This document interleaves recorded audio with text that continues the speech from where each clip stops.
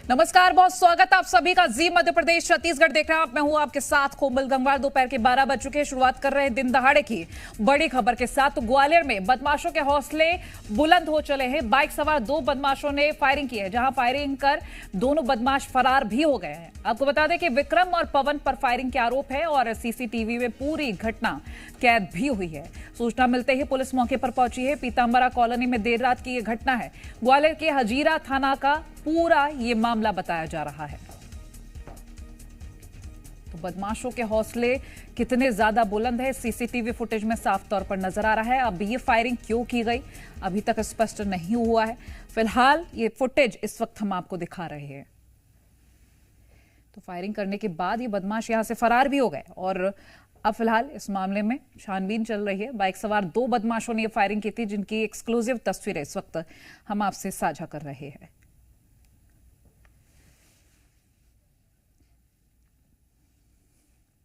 तो ग्वालियर हजीरा थाना क्षेत्र का मामला है। दोनों बदमाश बाइक पर सवार होकर आते हैं, फायरिंग करते हैं और फिर रात के अंधेरे में गायब हो जाते हैं। ग्वालियर से ये खबर हम आपसे साझा कर रहे हैं। दो बाइक सवार बदमाश जिन्होंने फायरिंग की है, एक्सक्लूसिव तस्वीरें आपसे साझा कर रहे हैं।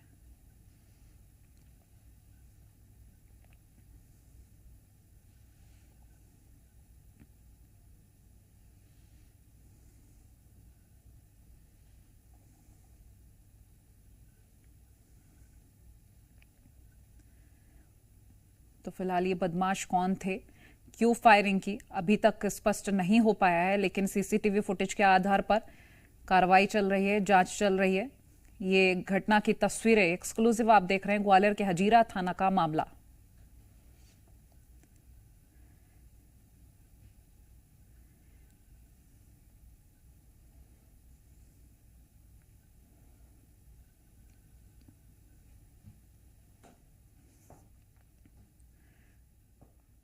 ग्वालियर से ये खबर आप तक पहुंचा रहे हैं।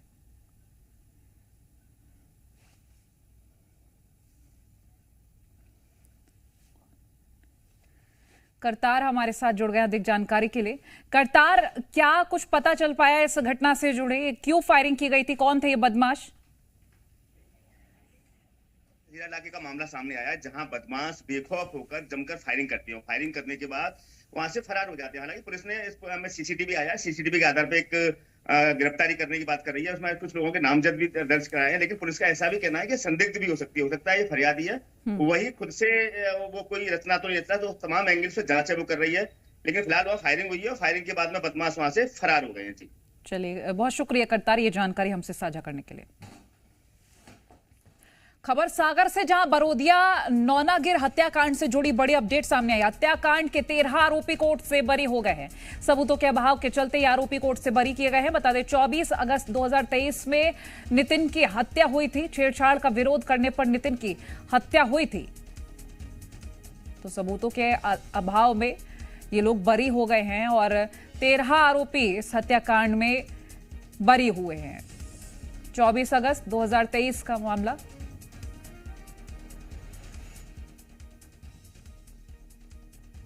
सागर से खबर आपसे साझा कर रहे हैं।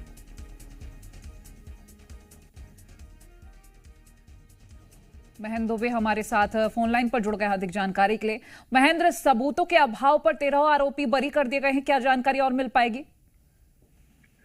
जी देखिए, निश्चित तौर पर बेहद सनसनीखेज ये मामला था और खासतौर पर मध्य प्रदेश की सियासत में इस मामले को लेकर काफी चर्चाएं भी रही है, क्योंकि आरोप प्रत्यारोपों का दौर चलता रहा है। सीधे इस पूरे मामले से सीधा इन्वॉल्वमेंट जो है वो पूर्व मंत्री और पूर्व मुख्यमंत्री का हो गया था, जिस कारण से ये मामला जो है वो हाई प्रोफाइल मामला बन गया।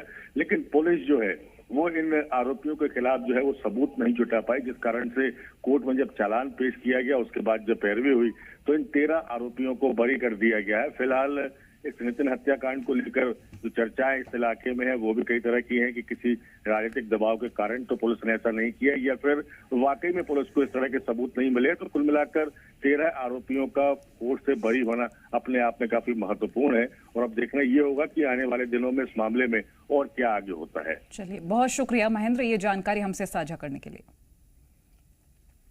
और जबलपुर से खबर है जहां तंत्र मंत्र के नाम पर ठगी की गई है। 2 ठगों ने महिला को चूना लगा दिया। आपको बता दें, परेशानी दूर करने के नाम पर इन लोगों ने ठगी की थी। महिला के जेवर लेकर ये आरोपी फरार हो गए हैं। पूरी घटना सीसीटीवी कैमरे में कैद हुई है। दोनों आरोपी भी उसी में कैद हुए हैं। आपको बता दें, पीड़ित महिला ने थाने में शिकायत दर्ज करा दी है। केस दर्ज कर ठगों की तलाश में पुलिस जुट गई है।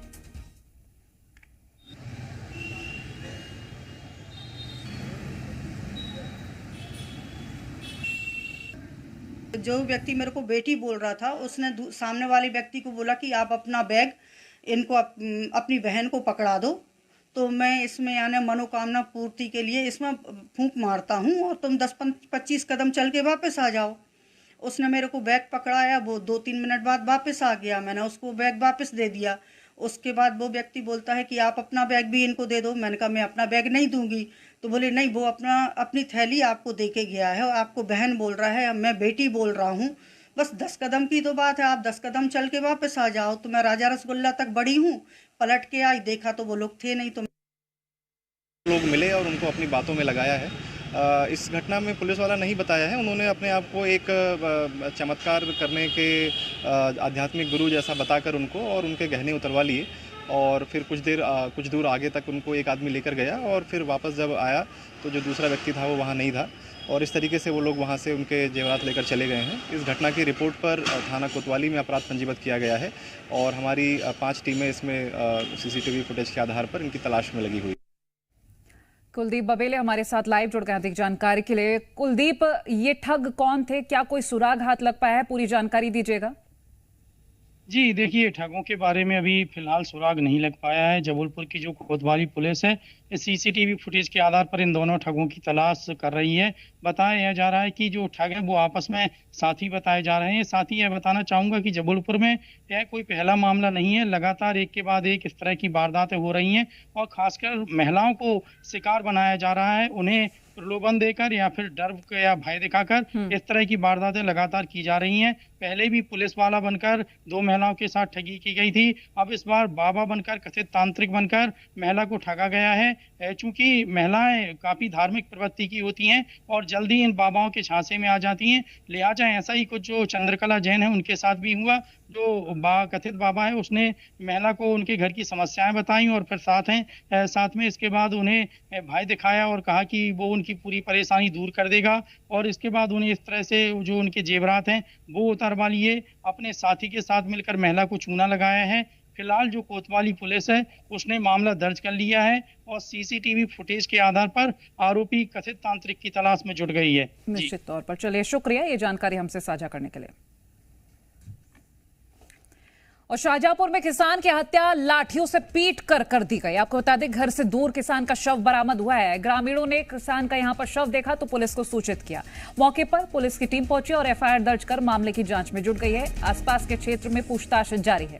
हत्या के कारण अभी तक स्पष्ट नहीं हो पाया। फिलहाल अब आरोपियों की गिरफ्तारी की मांग लगातार उठ रही है। तो घर से दूर किसान का शव बरामद हुआ है। अब फिलहाल ग्रामीणों में आक्रोश भी है। ग्रामीणों ने जैसे ही किसान का शव देखा पुलिस को सूचित किया है। आरोपियों की गिरफ्तारी की जल्द गिरफ्तारी की मांग की जा रही है। शाहजहांपुर से खबर आप तक पहुंचा रहे हैं। किसान की हत्या से हड़कंप मच गया है। मनोज जैन हमारे साथ जुड़ गए अधिक जानकारी के लिए। मनोज, कोई जानकारी हाथ लग पाई कि किसने हत्या की है, कौन आरोपी था? देखिए, ये पूरा जो मामला है काला पीपल थाने के ग्राम बहरावल का है, जहां के किसान मोहन पटीदार की जो बीती रात किन्हीं अज्ञात व्यक्तियों द्वारा पीट कर हत्या कर दी गई है। पुलिस इस मामले की जांच में जुटी है। अभी तक पुलिस को यह पता नहीं चला कि हत्यारे कौन है और जो मृतक है ये वहां तक कैसे पहुंचे। ये अपने घर से जो कुछ दूरी पर जो इनका शव पड़ा हुआ था, तो आखिर ये वहां तक कैसे पहुंचे, क्योंकि बीती रात का ये पूरा मामला है। रात में ही कोई इन्हें घर से बुलाकर ले गया और इसके बाद इनकी लाठियों से पीट कर हत्या की है। किसी धारदार हथियार से इनकी हत्या नहीं हुई है। इनकी हत्या जो है लाठियों से पीट कर की गई है। तो पुलिस जो है तलाश कर रही है, परिजनों से पूछताछ कर रही है। वो पूरे मामले में जुटी हुई पुलिस कि आखिर इनकी हत्या कैसे हुई और इनका जो शव वहां तक कैसे पहुंचा। इनको घर से कोई उठा कर ले गया या इनको फोन के द्वारा इनको बुलाया गया और इनकी जो है हत्या की है। इस तरह पुलिस पूरे मामले की जांच में जुटी हुई है। शुक्रिया ये जानकारी हम तक पहुंचाने के लिए। और नरसिंहपुर से खबर, जंगल में महिला का शव मिला है। संदिग्ध परिस्थितियों में महिला का शव मिला है। आपको बता दें, शव के पास से पत्थर और लाठी भी बरामद हुई है। शव की पहचान ना हो सके, पहचान छिपाने के चलते चेहरे को बुरी तरह से कुचल दिया गया। आपको बता दें कि महिला की पहचान करने में अब दिक्कतें हो रही है। जानकारी के मुताबिक शव 2 दिन पुराना है। वन चौकी के नजदीक ही शव बरामद हुआ है। नरसिंहपुर के सुआतला थाना क्षेत्र का पूरा मामला है।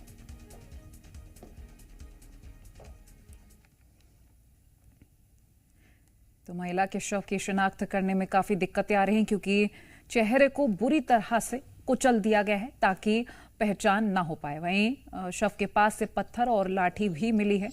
फिलहाल पुलिस इस मामले में जांच कर रही है।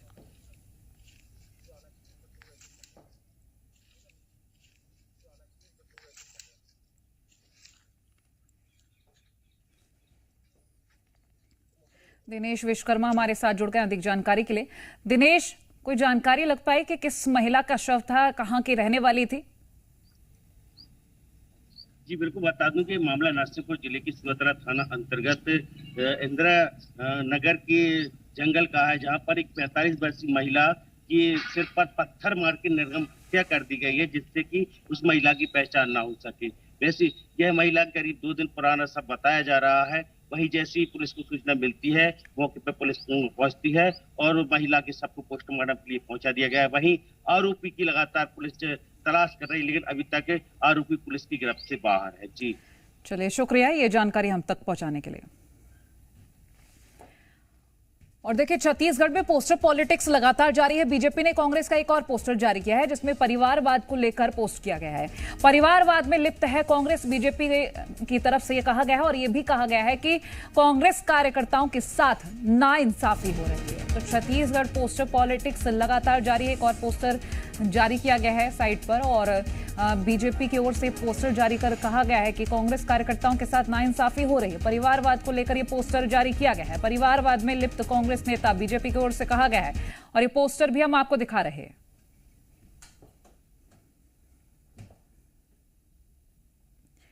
बीजेपी छत्तीसगढ़ की ओर से यह पोस्टर जारी किया गया है, जिसमें परिवारवाद को लेकर निशाना साधा है कांग्रेस पर। साथ ही ये कहा है कि कांग्रेस कार्यकर्ताओं के साथ नाइंसाफी लगातार हो रही है।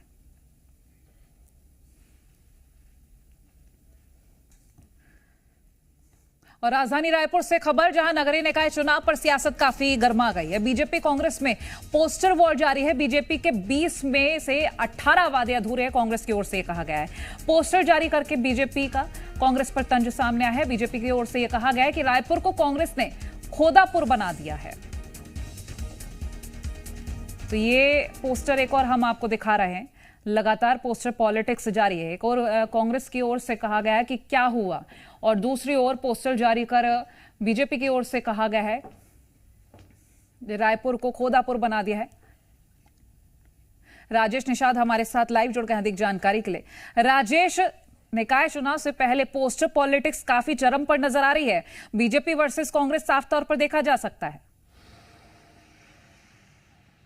बिल्कुल निश्चित तौर पे देखिए, नगरीय निकाय चुनाव हैं और नगरीय निकाय चुनाव से ठीक पहले दोनों ही राजनीतिक प्रमुख दलों के बीच जम के सोशल मीडिया पे पोस्टर वार देखने को मिल रहा है। देखिए, पहले तो कांग्रेस की ओर से ये पोस्ट किया गया, क्या हुआ वादा में जो डबल इंजन की सरकार है उसे घेरने की कोशिश कहीं ना कहीं कांग्रेस के द्वारा की जा रही है, जिसमें लिखा गया है कि 20 में से 18 वादे भी बीजेपी सरकार के द्वारा नहीं किए गए हैं। तो वहीं दूसरी ओर बीजेपी ने भी जम के हमला बोला, बीजेपी की ओर से भी तंज कसा गया, और ये कहीं ना कहीं मैसेज देने की कोशिश इस पोस्टर वार के माध्यम से की जा रही है कि रायपुर में चूंकि कांग्रेस का महापौर रहा है, लेकिन रायपुर को पूरी तरह से खोदापुर बना दिया है। तो इस तरह के तमाम जो दोनों ही राजनीतिक दल हैं, उनके बीच में तीखे अंदाज पे कहीं ना कहीं एक दूसरे के ऊपर वार पलटवार सोशल मीडिया के माध्यम से किया जा रहा है। जी निश्चित तौर पर राजेश, ये भी जानेंगे, क्योंकि देखिए अब इतना ज्यादा वक्त तो है नहीं, ऐसे में जिस तरह से पोस्टर वॉर लगातार शुरू हो गया है, कोई और प्रतिक्रियाएं वैसे सामने आ रही हैं बयान के रूप में? देखिए, पोस्टर पे लगातार वार पलटवार जारी है, लेकिन इसके अलावा अभी फिलहाल किस तरह का कोई बयान नहीं आया है। लेकिन ये जरूर कह सकते हैं कि दोनों ही राजनीतिक दल अलग अलग मुद्दे को लेकर के जनता के बीच पहुंच रहे हैं और जनता को कहीं ना कहीं साधने की कोशिश दोनों ही राजनीतिक दलों की ओर से की जा रही है। देखिए, कांग्रेस लगातार, चूंकि कांग्रेस विपक्ष में है, तो ऐसे में कांग्रेस लगातार ये आरोप लगा रही है कि छत्तीसगढ़ में बीजेपी की सरकार है, केंद्र में भी बीजेपी की सरकार है, उसके बावजूद जो वादे किए गए थे वो वादे पूरे नहीं कर रही है बीजेपी। तो ऐसे में जब शहर सरकार पे यदि बीजेपी का कब्जा होगा तो उस दौरान की क्या स्थिति रहेगी। तो इस तरह से कांग्रेस हमलावर है, तो वहीं दूसरी ओर बीजेपी तमाम भ्रष्टाचार समेत कई अनेक मुद्दे हैं जिसे लेकर के वो जनता के बीच पहुंच रही है। और कांग्रेस सरकार के द्वारा जो भ्रष्टाचार के आरोप जो कांग्रेस सरकार के ऊपर लगे हुए थे, उन मुद्दों को लेकर के बीजेपी सीधे तौर पे ग्राउंड पे पहुंच रही है और वहां जाने के बाद जनता के बीच ये मैसेज देने की कोशिश की जा रही है कि इनकी सरकार में किस तरह से भ्रष्टाचार हुआ है। चूंकि लगातार बीजेपी की ओर से लगातार पोस्टर वार किया जा रहा है और उस पे न केवल भ्रष्टाचार बल्कि अलग अलग मुद्दों को लेकर के उसमें उसका जिक्र किया जा रहा है और सीधे तौर पे कांग्रेस को घेरने की कोशिश की जा रही है। निश्चित तौर पर राजेश, और हम पहले भी देख चुके हैं, चाहे वो विधानसभा चुनाव रहे हो या लोकसभा चुनाव रहे, इस तरह के पोस्टर वॉर हमने पहले भी देखे हैं। लेकिन अब देखना ये होगा कि कितना असर पड़ता है, क्योंकि जनता आज की काफी जागरूक है। तो अगर साधने की कोशिश की जाए तो इतना काम आएगी नहीं। राजेश, बिल्कुल, देखिए, चाहे लोकसभा हो, विधानसभा का चुनाव, दोनों ही चुनाव में चाहे दोनों ही राजनीतिक दल क्यों ना हो, इन दोनों की ओर से जम के पोस्टर वार देखने को मिला था। अलग अलग पोस्ट कहीं ना कहीं साझा किए जा रहे थे, कार्टून साझा किए जा रहे थे और ये माना जाता है कि कहीं ना कहीं सोशल मीडिया इलेक्शन के दौरान बेहद ज्यादा राजनीतिक दलों के लिए एक हथियार के तौर पे वो काम आती है। यही वजह है कि सोशल मीडिया के माध्यम से दोनों ही राजनीतिक दल अपनी अपनी बात न केवल जनता तक पहुंचाने की कोशिश कर रहे हैं बल्कि वार पलटवार भी रोकना चाहूंगी माफी के साथ। बीजेपी से हमारे साथ उमेश घोड़मोड़े जी जुड़ गए हैं। उमेश जी, आपका स्वागत है जीएमपीसीजी पर। पोस्टर वॉर लगातार जारी है। अब बीजेपी की ओर से पोस्टर करके जारी करके कहा गया है कि रायपुर को खोदापुर बना दिया। वहीं कांग्रेस वादे गिना रही है कि वादे पूरे नहीं किए। ऐसे में क्या लगता है कि जनता इन निशानों को समझ पाएगी या फिर लगता है कि बातों में आ पाएगी? देखिए, जनता इन तमाम चीजों को न सिर्फ समझ रही है बल्कि बीते 5-6 वर्षों के अंदर में जनता ने सीधे तौर पर इस बात को महसूस किया है कि चाहे राजधानी रायपुर का विषय हो, खोदापुर निश्चित तौर पे कांग्रेस ने बनाने का काम किया है। इन्होंने नगरीय निकाय चुनाव में आज से 5 वर्ष पूर्व तमाम घोषणा इन्होंने किए थे, चाहे मच्छर मुक्त करने का विषय हो या फिर संपत्ति कर हमारे साथ धनंजय जी जुड़ गए हैं कांग्रेस से। धनंजय जी, आपका स्वागत है। और देखिए, पोस्टर वॉर तो लगातार हमने देखे हैं। विधानसभा चुनाव, लोकसभा चुनाव, परिणाम क्या रहे ये हर कोई जानता है। लेकिन अब जो नगरीय निकाय चुनाव है, एक बार फिर से वार पलटवार ये लगातार दौर शुरू हो चुका है। आपको लगता है कि फायदा मिलेगा इस चीज का?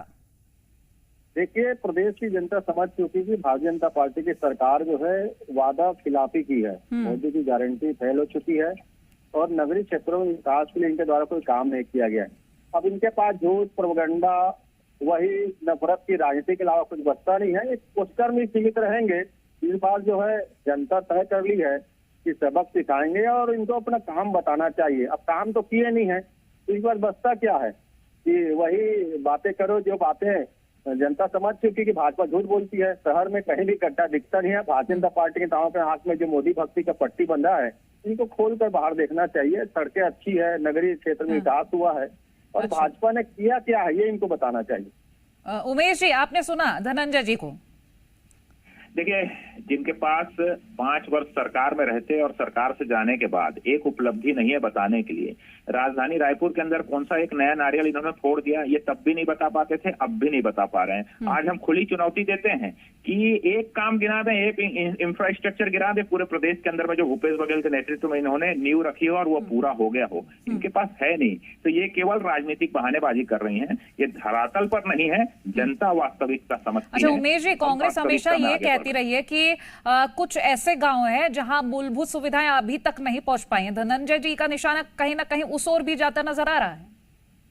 देखिए, धनंजय जी तो पहले अपना आत्मावलोकन कर लें कि 5 वर्षों में उन्होंने क्या किया, और हमने तो उसके पहले बीते 15 वर्षों में लगातार काम किया और वर्तमान में बीते 1 वर्षों में तमाम, चाहे मोदी की गारंटी पूरा करने एक छोटी सी टिप्पणी धनंजय जी, आपने सुन लिया कि अभी बीजेपी कह रही है कि भूपेश बघेल के कार्यकाल में क्या हुआ।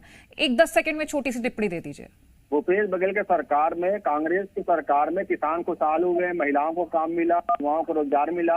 हमारी सरकार ने रमन सिंह की सरकार की तरफ स्काई वॉक नहीं बनाया भ्रष्टाचार के लिए। हमारी सरकार ने कभी गरीबों के पीछे जा रहे हैं आप तो। भूपेश बघेल के बाद विष्णुदेव साय सरकार भी तो आ गई। चलिए, बहुत शुक्रिया हमारे साथ जुड़ने के लिए और अपने विचार साझा करने के लिए। चलिए खबरों में आगे बढ़ते हैं। नारायणपुर से खबर, ढोंडरीपारा गांव में पानी की किल्लत नजर आ रही है। नल जल योजना की मांग कर रहे हैं ग्रामीण और पीने के पानी के लिए ग्रामीणों को दिक्कतें होती हैं। कई किलोमीटर दूर से पीने का पानी लेकर आते हैं लोग। बता दें, कई मोहल्लों में नल योजना का लाभ मिल रहा है, लेकिन घरों में नल कनेक्शन होने से लोगों को अब राहत यहां मिलती नजर आई है। अब अन्य लोग भी नल कनेक्शन की मांग कर रहे हैं। ढोंडरीपारा के ग्रामीण योजना से ये वंचित हैं। तो ये तस्वीरें आपको दिखा रहे हैं। 24 परिवारों को रोजाना यहाँ जद्दोजहद करनी पड़ती है। कुछ इस तरह से कई किलोमीटर चल के पानी लेकर आते हैं, तब पीने का पानी इनको नसीब होता है। तो नल कनेक्शन, पानी का प्रॉब्लम रहता ही है यहाँ।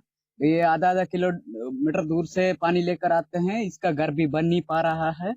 ये ढोंडरपारा में सब उधर कोकमठ साइड में पूरा नल बना हुआ है, उसके बाद इधर पे टंकी भी नहीं लगा है, कुछ भी नहीं लगा। बहुत समस्या लगता है सर, वो मतलब बरसात में भी बहुत समस्या लगता है, शिकल होता है। ये दिक्कत है ना, बहुत तो हम लोग को परेशानी है पानी के लिए। तो आप लोग को नल जल योजना का फायदा चाहिए कि नहीं? है, चाहिए फायदा। हाँ। तो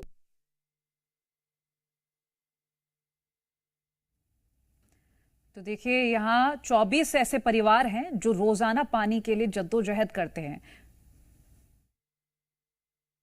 केंद्र सरकार की नल जल योजना का लाभ ग्राम पंचायतों में हर घरों में हो रहा है। वही अभी हम कोकामेटा ग्राम पंचायत के ढोंडरीपारा में, इस पारा में लगभग 24 घर हैं, लेकिन इन घरों में नल जल योजना का कोई लाभ नहीं मिल रहा है। यहाँ के लोगों को पीने के पानी के लिए आधा किलोमीटर की दूरी तय करनी पड़ती है। आप मेरे पीछे देख सकते हैं, यह एक ढोंडरीपारा का घर है। यहाँ बताया जा रहा है कि पानी लाने के लिए उन्हें आधा किलोमीटर करीब जाना पड़ता है, जिसके कारण इनका जो घर का निर्माण हो रहा है, शासकीय तौर पे इसका घर का निर्माण होना था, लेकिन पानी नहीं मिल पाने के कारण इनके घर का निर्माण नहीं हो पा रहा और ये रोजी में लगाकर पानी मंगवा रहे हैं। सोचने वाली बात तो यह है कि अगर पानी के लिए भी रोजी में लगा के घर का निर्माण किया जाए तो कितनी दिक्कतें होंगी। हमारे साथ कुछ ग्रामीण हैं, हम उनसे जानते हैं कि पानी लाने के लिए किस तरह की दिक्कत होती है। क्या नाम है आपका? रमेश आचला। तो आप लोग के पारा में कितना नल है यहाँ? हमारा पारा में 1 2 3 4 3 घर अच्छा है। ये क्या तो 3 बोर अच्छा है, वो 3 खराब है, पानी नहीं निकल रहा है। तो कितना दूरी होता है पानी लाने के लिए आप लोग को? होता है सर 1 किलोमीटर ऐसे टाइप होता है यार। ये आधा मीटर लगता है। बाकी पारा में नल जल योजना का नल लगा हुआ है, आप लोग के यहाँ क्यों नहीं लगा? वहाँ तो हर घर में नल लगा है सर। हाँ। तो इधर तो ऐसी है, बहु लाना पड़ता है। तो अभी आप लोग क्या चाहते हैं? अब नल चाहिए सर आप लोग को? जी। तो आपने देखा कि इनका कहना है कि कोकामेटा के जो 4-5 पारा है, उन पाराओं में नल जल योजना का लाभ मिल रहा है। वहाँ के लोगों के घरों में नल जल योजना के तहत नल कनेक्शन लगे हुए, पानी मिल रही है। लेकिन जो ढोंडरी पारा है, जहाँ 25 परिवार निवास रहते हैं, उन्हें नल जल योजना का लाभ अब तक नहीं मिला है। तो अब ग्रामीण चाहते हैं कि इनके घरों में भी नल जल योजना का लाभ मिले और ये भी ग्रामीण नल जल योजना का लाभ लेते हुए साफ पानी पिए। हेमंत संचेती, जी मीडिया, नारायणपुर। और आगर मालवा में जहरीला कचरा खुले में पड़ा है। जिला अस्पताल के पास बायोमेडिकल वेस्ट देखा गया है। आपको बता दें कि जहरीले कचरे में मवेशी खा रहे हैं। यहाँ पर कॉलोनी वासियों पर बीमारियों का खतरा मंडरा रहा है। अब बायोमेडिकल वेस्ट को गाय यहाँ पर खाती हुई नजर आई है। स्वामी गोपालानंद सरस्वती महाराज ने अब कार्रवाई की मांगी है। प्रभारी सीएमएचओ ने कार्रवाई का आश्वासन भी दिया है। तो ये बायोमेडिकल वेस्ट जो कि यहाँ गाय खाती हुई नजर आई है, मवेशी इस कचरे को खा रहे हैं। फिलहाल अब कार्रवाई की मांग की गई है स्वामी गोपालानंद सरस्वती महाराज की ओर से। हालांकि प्रभारी सीएमएचओ ने कहा है कि कार्रवाई की जाएगी, उन्होंने आश्वासन दिया है। आवाज तो दीदी आपका, जल्दी आओ। ले लूंगा। खबर गरियाबंद से। छत्तीसगढ़ ब्लास्ट मामले में एनआईए की बड़ी कार्रवाई सामने आ रही है। नक्सलियों के ओवरग्राउंड वर्कर्स को गिरफ्तार किया है। आरोपी धनेश रामस्वरूप मरकाम की गिरफ्तारी की गई है। आईईडी ब्लास्ट में नक्सलियों के ये सहयोगी थे दोनों। गोबरा इलाके में 17 नवंबर 2023 को ब्लास्ट हुआ था। ब्लास्ट में आईटीबीपी का जवान शहीद हुआ था। 22 फरवरी 2024 से एनआईए ने जांच शुरू की थी और अब तक 10 आरोपियों के खिलाफ एनआईए पत्र दायर कर चुकी है। तो आरोप पत्र दायर कर चुकी है। थानेश्वर साहू हमारे साथ फोन लाइन पर जुड़ गए हैं। थानेश्वर, 2 और आरोपी, सहयोगी आरोपी गिरफ्तार किए गए हैं, क्या कुछ जानकारी मिल पाएगी? बिल्कुल, एनआईए ने 2 ओवरग्राउंड नक्सलियों को गिरफ्तार किया है, क्योंकि ये जो जो जो 2 लोग जो गिरफ्तार हुए हैं वो बड़े गोबरा जो इलाके है वहां पर आईटीबी विस्फोट में शामिल थे, जहां पर जो है 17 नवंबर 2023 को जो चुनाव के दरमियान जो है आईटीबीपी के एक जवान उसमें विस्फोट से जो है उसकी मृत्यु हो गई थी। और कहीं न कहीं ये जो पूरे मामले में जो है एनआईए ने 10 आरोपियों के खिलाफ मैनपुर थाने में अपराध दर्ज हुआ है। एनआईए ने पूरे मामले की जाँच 22 फरवरी 2024 से शुरू किया है। अब तक मामले से जुड़े 10 आरोपियों के खिलाफ आरोप पत्र भी दायर कर चुकी है। और एनआईए जो है बारीकी से एक-एक जो जितने जो नक्सली है ओवरग्राउंड की उनकी तफ्तीश लगातार कर रही है, और आज जो है 2 जो नक्सली है उनको गिरफ्तार करके आगे कार्रवाई में जुट रही है। जी चलिए थानेश्वर, शुक्रिया ये जानकारी हमसे साझा करने के लिए। तो नक्सलियों के ओवरग्राउंड वर्कर्स को गिरफ्तार किया है। अब तक 10 गिरफ्तारियां हो चुकी हैं। आपको बता दें आरोपी धनेश और राम स्वरूप मरकाम की गिरफ्तारी हुई है। आईईडी ब्लास्ट में नक्सलियों के सहयोगी थे ये दोनों ही आरोपी, जिनको गिरफ्तार किया है। एनआईए की ओर से बड़ी कार्रवाई की गई है छत्तीसगढ़ ब्लास्ट मामले में। ये बड़ी खबर आपकी हम आपसे साझा कर रहे हैं गरियाबंद से।